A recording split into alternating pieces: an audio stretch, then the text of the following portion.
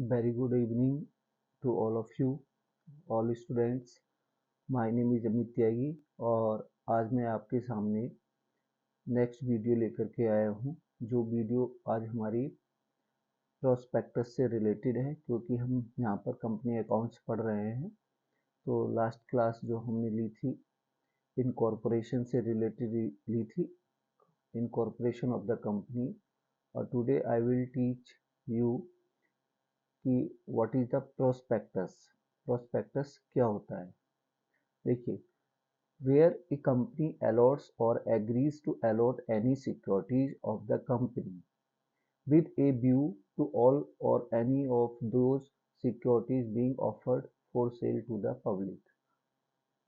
कोई भी डॉक्यूमेंट या जब कोई कंपनी अपने शेयर्स या अपने डिवेंचर्स या अपनी सिक्योरिटीज जनरल पब्लिक को बेचना चाहती है या जनरल पब्लिक को ऑफर करती है परचेज करने के लिए, in that case any document by which the offer for sale to the public is made sale for all purpose be deemed to be a prospectus issue by the company. जब कोई company अपने shares या debenture issue करना चाहती है तो वो general public को इनवाइट करने के लिए अपने शेयर्स या डिवेंचर को एक डॉक्यूमेंट इशू करती है और उसी डॉक्यूमेंट को कहते हैं प्रोस्पेक्टस। तो प्रोस्पेक्टस क्या है? Prospectus is a document by which a company offer to general public for purchase his shares and debenture. चलिए अब हम नेक्स्ट स्लाइड में देखते हैं कंपनी एक्ट क्या कहता है। According to company act, a prospectus means any document described or issued as prospectus and include। prospectus क्या होता है? prospectus एक डिटेल्ड डॉक्यूमेंट होता है। क्या होता है? एक डिटेल्ड डॉक्यूमेंट होता है, उसमें सारी टर्म्स एंड कंडीशंस लिखी होती है, इसलिए यहाँ पर जो इसको डिस्क्राइब किया गया है। ये जो डेफिनेशन हम पढ़ रहे हैं कंपनी एक्ट के अनुसार पढ़ रहे हैं। तो इसमें लिखा है prospectus means any document described or issue as prospectus and include any notice. ये जो प्रोस्पेक्टस होता है एक डॉक्यूमेंट होता है जो डिस्क्राइब होता है, जिसमें काफ़ी डिटेल्स होती हैं। तो इस डॉक्यूमेंट के अंदर क्या क्या चीज़ें हो सकती हैं, जैसे कोई भी notice, circular, advertisement or other document inviting deposit from the public or inviting offer from the public for the subscription or purchase of any shares in or debenture of a body corporate। कोई भी ऐसा document या ऐसा कोई भी notice, circular या advertisement जो जनता को इनवाइट करता है, जो जनरल पब्लिक को इनवाइट करता है, किसके लिए? किसी भी कंपनी के शेयर्स या डिवेंचर को खरीदने के लिए। किसी भी कंपनी के शेयर्स या डिवेंचर को खरीदने के लिए, उसी को हम क्या कहते हैं? प्रोस्पेक्टस कहते हैं। Thus, a prospectus is not merely an advertisement, it may be a circular or even a notice। जरूरी नहीं है कि जो प्रोस्पेक्टस है वो एक एडवर्टाइजमेंट हो, ये एक सर्कुलर भी हो सकता है, एक नोटिस भी हो सकता है, जिसके माध्यम से एक कंपनी जनरल पब्लिक को इनवाइट कर सकती है अपने शेयर्स या डिवेंचर को खरीदने के लिए। A document shall be called a prospectus if it is satisfied two things. कोई भी प्रोस्पेक्टस, कोई भी डॉक्यूमेंट, उसको हम प्रोस्पेक्टस कह सकते हैं। किसी भी डॉक्यूमेंट्स को हम प्रोस्पेक्टस कह सकते हैं कब? अगर वो ये दो कंडीशन सेटिस्फाई करता है। कौन कौन सी कंडीशन सेटिस्फाई करता है? It invites subscription to shares और डिवेंचर और इनवाइट्स डिपॉजिट।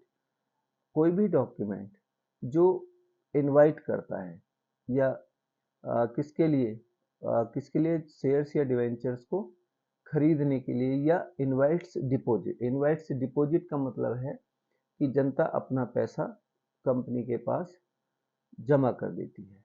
तो जब कोई भी जो प्रोस्पेक्टस होता है वो जनरल पब्लिक को ऑफर देता है शेयर्स या डिवेंचर्स को खरीदने के लिए, या अपनी डिपॉजिट्स को कंपनी के पास रखने के लिए या देने के लिए उसको, ठीक है। The aforesaid invitation is made to the public. और ये जो हम जिस प्रोस्पेक्टस की बात कर रहे हैं, ये जो प्रोस्पेक्टस है ये क्या है, ये पब्लिक के लिए इशू होता है। किसके लिए इशू होता है? पब्लिक के लिए। इसको पब्लिक के लिए हम इशू समझते हैं, ठीक है। आइए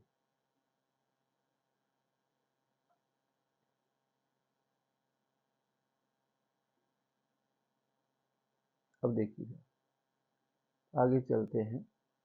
अगर हम इन सिंपल वर्ड्स की बात करें, इसकी बात करें in simple words, prospectus is a document by which a company invite to general public for purchase of shares and debenture.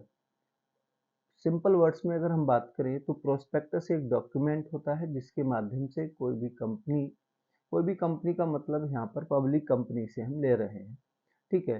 तो कोई भी पब्लिक कंपनी जब किसी भी जनरल पब्लिक को अपने शेयर्स या डिवेंचर्स को इशू करने के लिए कोई भी डॉक्यूमेंट इशू करती है regarding the issue of shares and debenture, this is called prospectus. तो यहाँ पे लिखा भी है इन simple words, prospectus is a document by which a company invite general public for purchase of shares and debenture.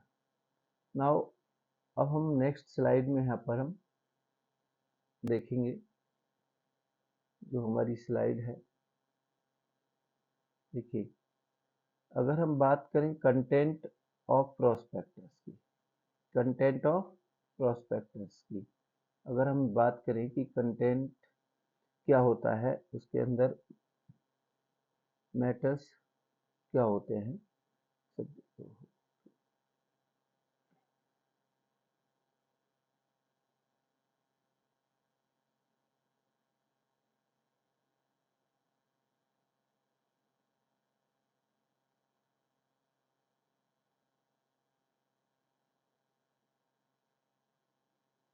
अब contents of prospectus की बात करते हैं कि कंटेंट्स क्या होता है।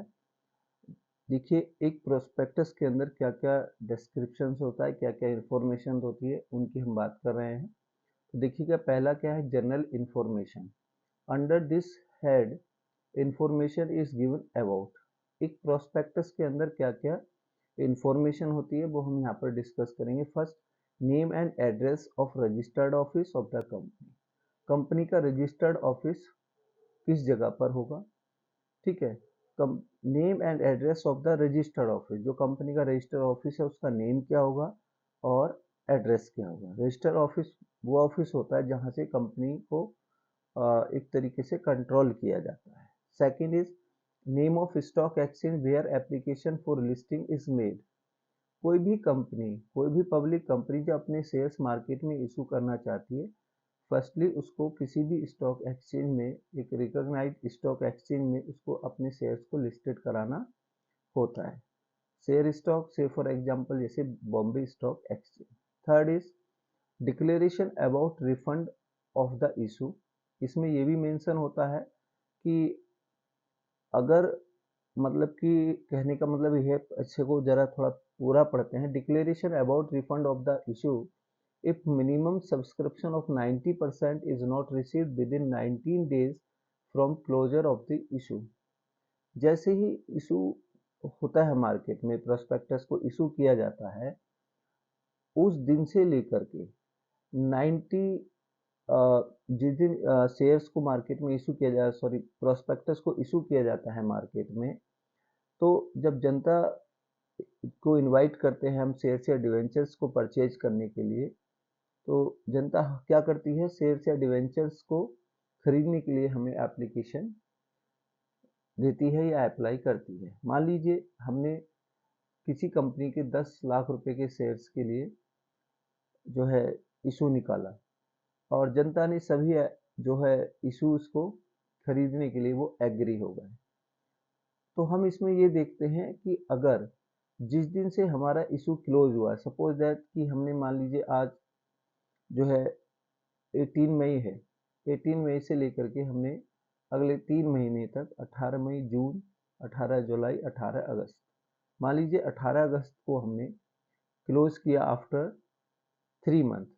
तो जिस डेट को क्लोज किया है उससे ठीक 90 डेज तक अगर मिनिमम सब्सक्रिप्शन रिसीव्ड हो जाता है तो ठीक है, अगर रिसीव नहीं होता है तो हमको वो अमाउंट उनकी रिफंड करनी पड़ती है, किसकी, जो पोटेंशियल शेयर होल्डर्स हैं या सॉरी जो लोग शेयर्स या डिवेंचर खरीदना चाहते हैं।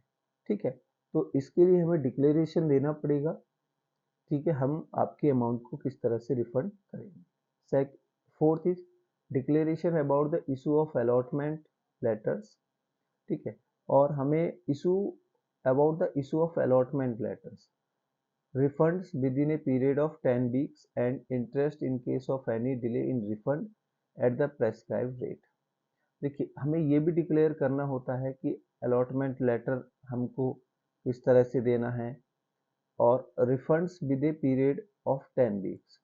ठीक है, और जिस दिन हमने क्लोजिंग किया है इशूज को, क्लोजिंग किया है इशू को, उसके 90 डेज तक अगर हमें सब्सक्रिप्शन नहीं मिलता है तो अगले आने वाले 10 वीक में हमें उनका पैसा वापस करना पड़ता है, जिन लोगों ने हमारी शेयर्स या डिवेंचर्स को खरीदने के लिए अप्लाई किया। और साथ में ये भी हमें बताना पड़ता है कि क्या रेट ऑफ इंटरेस्ट से हम आपके अमाउंट को रिफंड करेंगे। Fifth is date of opening of the issue, कि हम जो है इशू कब करेंगे, शेयर्स को मार्केट में इशू कब करेंगे, इस डेट का डिक्लेरेशन हमको देना होता है। Date of closing of the issue, और जिस दिन हम ये जो हमने इशू शेयर्स किए हैं मार्केट के अंदर या डिवेंचर इशू किए हैं, तो ये ऑफर कब तक रहेगा और किस डेट को ये ऑफर क्लोज होगा, तो वो क्लोजिंग डेट भी हमें बतानी पड़ती है। सिर्फ सेवेंथ है name and address of auditors and lead manager, कौन कंपनी का जो ऑडिटर्स है उसका नेम और उनका एड्रेस, और लीड मैनेजर्स, इनके नेम एड्रेस वगैरह सब हमको प्रोस्पेक्टस में लिख करके बताने पड़ते हैं, डिस्क्राइब करने पड़ते हैं। आगे देखते हैं नेक्स्ट स्लाइड में, capital structure of the company. देखिए, नेक्स्ट इंफॉर्मेशन क्या है इसमें, capital structure of the company. तो हमें ये चीज़ भी प्रोस्पेक्टस में बतानी होती है कि जो कंपनी का कैपिटल स्ट्रक्चर है वो कैसा है, ऑथराइज्ड कैपिटल कितना है, इश्यूड कैपिटल कितना है, सब्सक्राइब्ड और पेड अप कैपिटल कितना है। ये हम जैसे ही आगे न्यूमेरिकल करेंगे तो authorised, issued, subscribed and paid up capital discuss करेंगे। फर्स्ट, सेकंड है size of the present issue, जो प्रेजेंट इशू है, हम कितनी अमाउंट का इशू निकालना चाहते हैं, 10 लाख, 1 करोड़, 2 करोड़, तो हमें उसका साइज बताना पड़ता है, ये प्रोस्पेक्टस में मेंशन करना पड़ता है। Third, terms of the present issue, जो प्रेजेंट इशू आज हमने जो जनता को इनवाइट किया है शेयर या डिवेंचर खरीदने के लिए, तो उसका हमें टर्म्स ऑफ पेमेंट भी बताना पड़ता है कि आप हमें किस तरह से पेमेंट करेंगे। ठीक है, थ्रू बैंक करेंगे, चेक से करेंगे, कैसे करेंगे, वो सब चीज़ें हमें मोड ऑफ पेमेंट बताना पड़ता है।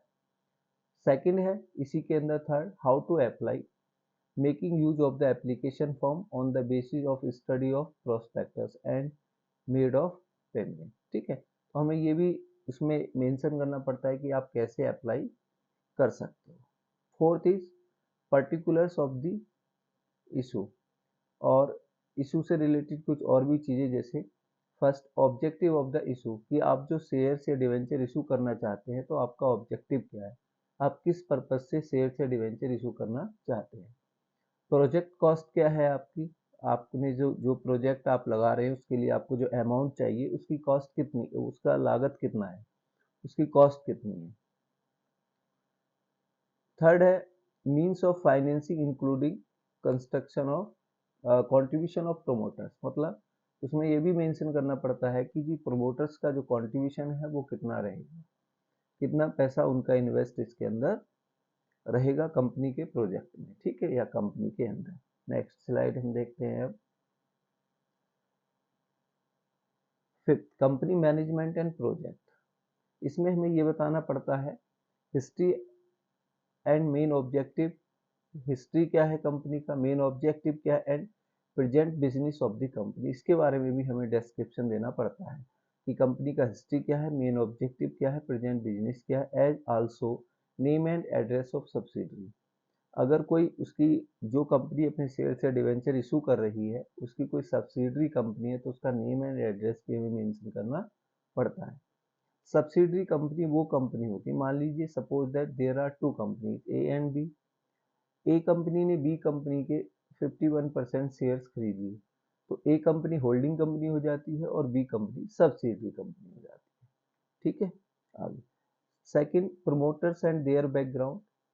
उनका हमें बैकग्राउंड्स बताना पड़ता है प्रमोटर्स का, कि किस फील्ड से बिलोंग करते हैं, क्या उनका एजुकेशन वगैरह है, ये सब हमको डिटेल में देना पड़ता है। लोकेशन ऑफ द प्रोजेक्ट, कि प्रोजेक्ट कहाँ पर एस्टेब्लिश है, कहाँ पर लगाया जा रहा है या कहाँ पर लगा है।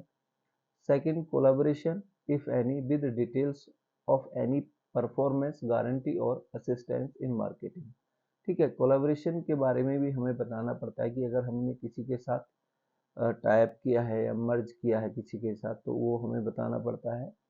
नेचर ऑफ द प्रोडक्ट, आपके प्रोडक्ट का नेचर क्या है। एक्सपोर्ट पॉसिबिलिटीज क्या है, जो भी हम बना रहे हैं प्रोडक्ट उसका एक्सपोर्ट पॉसिबिलिटी क्या है, एक्सपोर्ट गारंटी क्या है। तो ये सारी चीजें क्या है प्रोस्पेक्टस के अंदर मेंशन होती है। नेक्स्ट स्लाइड देखिए।